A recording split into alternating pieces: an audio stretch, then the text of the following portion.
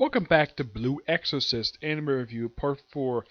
I did say I was going to review the Blue Exorcist film, but I figured I'll save that for tomorrow, because give me some anime to watch tomorrow. Besides, of course, watching the newest episode of Case Closed. This one I'm reviewing I believe this is the 5th arc of the manga, the True Cross Academy Festival arc. It takes up roughly 12 chapters of the manga, starts from chapter 38, wraps up with chapter 49. I should tell you, though, before I get started, the whole thing with the whole festival only takes about 3 chapters of the arc. Actually, more like 4. It starts with chapter 45 and ends with chapter 48. There's like many different plots with this one. I like the last arc would have like one plot going forward. This one's got several things going on. Like, they mention stuff with the Impure King. It's like, okay, we have mentioned the Impure King. At least it's mentioned briefly.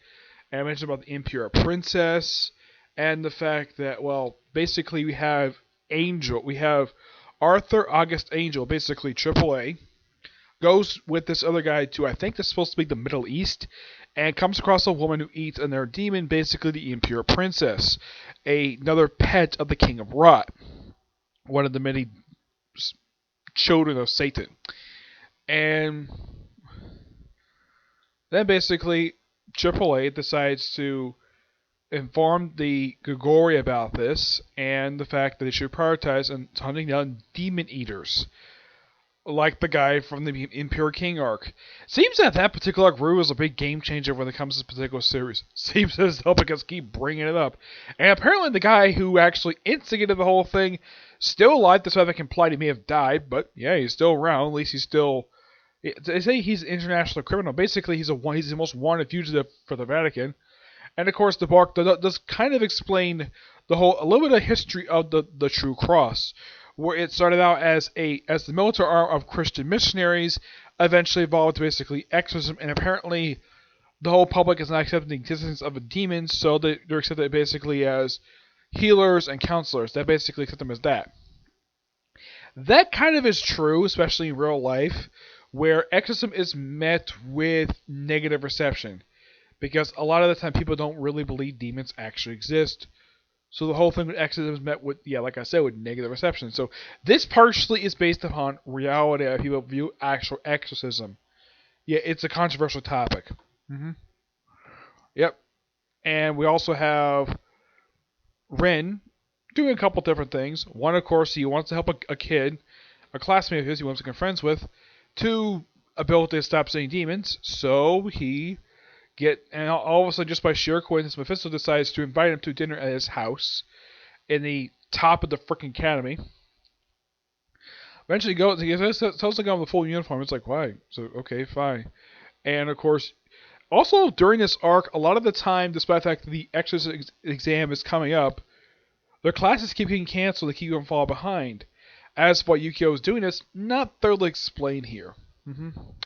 And of course, Mephisto has dinner with Rin and reveals that he is in fact a demon to him, despite the fact people have known about him being a freaking demon since the second arc of the damn series. Yes, now the reader has known about this, most of the characters have known about this. Rin did not know Mephisto was a freaking demon, and the fact that he's related to him. Yep. And of course we get reintroduced to his brother, Agnemont, the King of Earth. Rin and him basically have a rematch from the second arc, which apparently, according to the canon of this manga, has been kept in prison in the clock that he was imprisoned back in the second arc of the manga, which was the Exorcist Candidate Live Combat arc. Yeah, he's been in prison since that particular thing.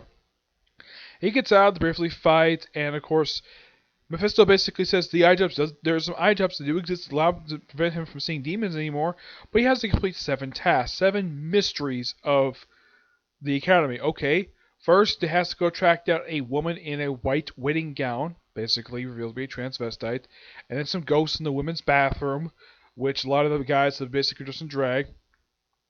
Eventually Mephisto reveals a lot of the other mysteries, along with basically one of them being related to Shemi's shop.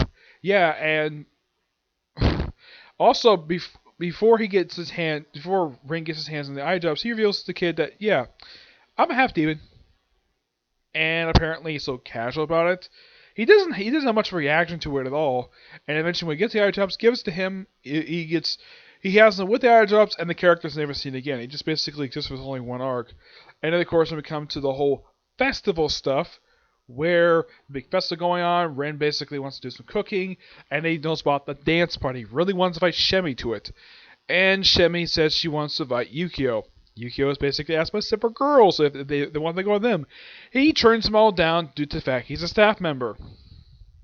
Yeah, very highly inappropriate, despite the fact he's a freaking teenager. Yep, despite the fact he's 15, he turns them down. Okay? And of course, well, Ren asks Shemi. Shemi turns him down. And then, of course, says she, well, didn't exactly turn down. Eventually, she asks Yukio. Yukio turns her down. And, of course, Rin really still wants to ask her, but is too nervous to ask her for a second time. Eventually, they don't go together. Eventually, when they get to the dance party, she ends up dancing with both brothers, which I thought was a really adorable scene. And, of course, there's another subplot revealed in here, the Illuminati. Yep, setting up the very next arc. And it's also revealed by another guy who's working with AAA. I'm calling him that because his full name, like I said, is Arthur Augustine Angel.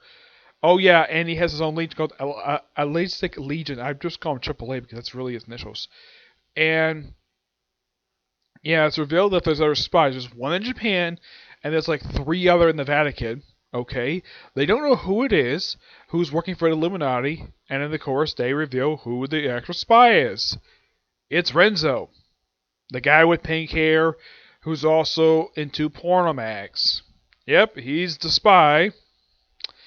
And of course he reveals this by stabbing Enzio in the frickin' throat from the back. Kind of like how Bond's father happened with him back in the Imperial King arc. Though that wasn't a portrayal, that was a sign of basically the guy getting into him. Yep, and of course both him and Enzio are basically disappears. And also the puppet guy, who's been there since the beginning of the series, he's revealed to be a spy for Mephisto. He's also the son of a powerful figure. And of course they also find out while AAA is investigating this other stuff, he finds a facility that the Illuminati are running, has their own artificial Gogori Gate. Not Gogori, this particular gate that has a gate to pretty much the world. It's basically another name for hell. Yes. And according to Pisto, yeah, it cannot be closed because it's already open. Simple as that. And of course the arc ends with basically Mephisto giving orders to the Cram class. They have to go get Ezio back and the traitor, and Ren agrees. Yep, no problem with this. Setting up the very next arc. This arc is pretty interesting and a lot of stuff basically moving forward. It's not a very long arc per se. Like I said, it's only 12 chapters. This was monthly manga. This published in the course of an entire year. Now the next arc, the Illuminati arc, this one's roughly 15 chapters, roughly making it, from what I can tell, the 3rd longest arc of the entire series. The longest arc is the current arc of the manga, which is currently 32 chapters in. Yeah. The previous arc, the Chair of the Track, it's actually the shortest arc of the entire series, roughly 3 chapters. Not even the first arc is basically this short.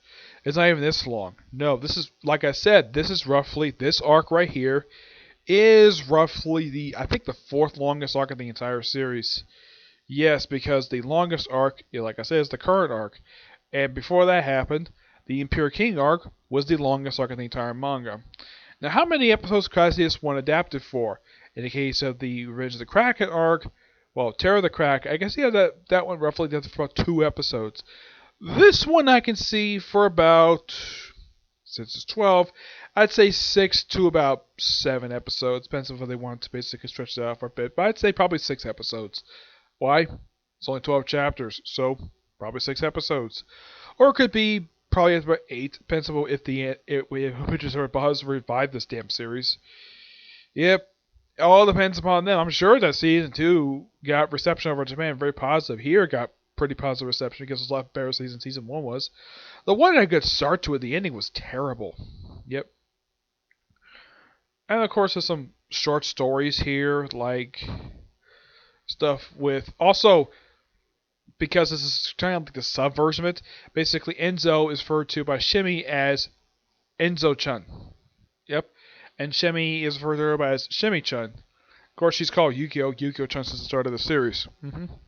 Not reading from a different site, though the print book doesn't have the whole honorifics, basically, when associated with these characters. But overall, really good arc. And basically, if you look at this particular arc, it just set up for the next arc. That's really all it is. While also building up this particular story arc, the series really, really well. Okay? So, that's it for this particular review. Would I have time to do the next arc, the review for it? I don't know. Depends on how long it takes me to read 15 chapters. Okay? But to see you next review. Bye.